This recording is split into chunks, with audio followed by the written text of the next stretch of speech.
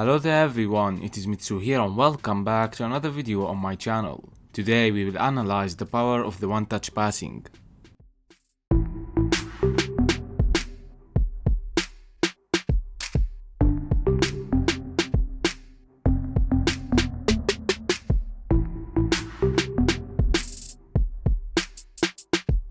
Before we begin, make sure to check out Best Soccer Store if you want cheap and high quality football jerseys. Do not forget to use the code MITSO to get $4 off at the checkout. Head over to www.bestsoccerstore.cn.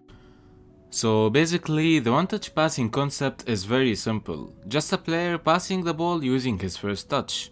However, it is really important to understand the tactical importance of performing it correctly and blending it into different plays on the pitch. There are many benefits of using the one-touch passing during the attacking phase. As you can see, it is really helpful whenever you are getting out with the ball on the ground. One-touch passing between the midfield and defensive lines will help with the progression of the attacks in general. The one-touch passes are also crucial to those kind of plays around the penalty area. All you need to do sometimes is a simple 1-2 pass to get behind the defenders.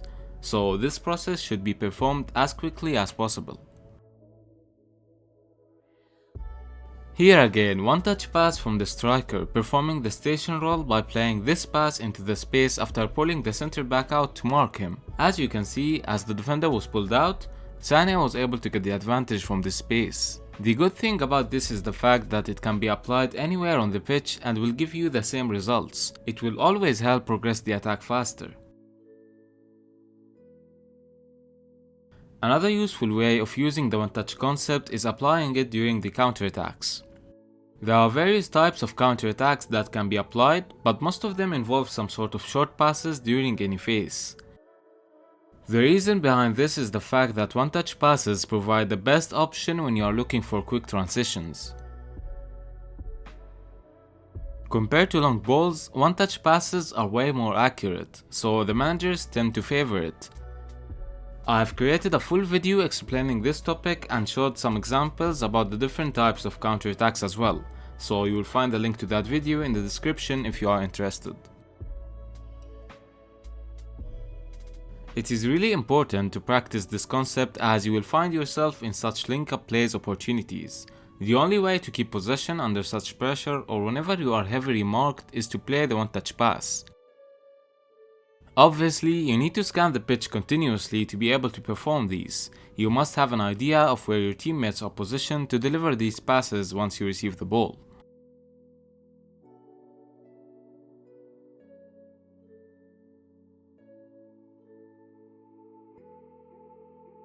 As we mentioned earlier, and since this concept can be applied anywhere on the pitch, the one-touch passes can be the reason behind many of the key passes that you see during any match.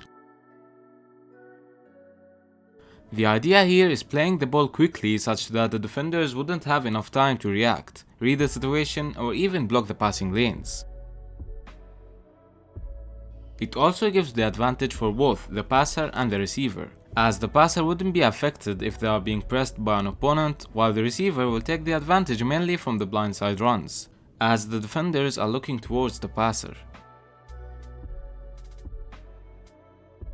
Before we continue, I just wanted to thank BeYourBest for sponsoring this video. BeYourBest is the perfect training tool for footballers. It is an interactive VR tool that will help you increase your scanning and decision-making abilities. The link will be available in the description down below. Make sure to use code MITSO20 to get 20% off from your subscription. Use the link in the description to sign up and add the code at the checkout.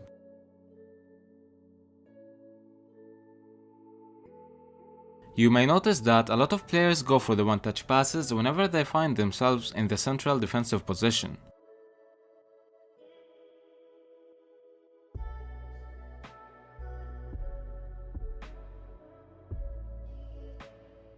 When performing it multiple times, the one-touch passes can have a huge impact on any team during the attacking phase. The tactical brilliance here comes from the fact that those passes can be performed by a minimum of 2 players only, but will definitely pull the attention of more players and force the opposition to move towards you, which will then help your team take the advantage from the spaces that were created.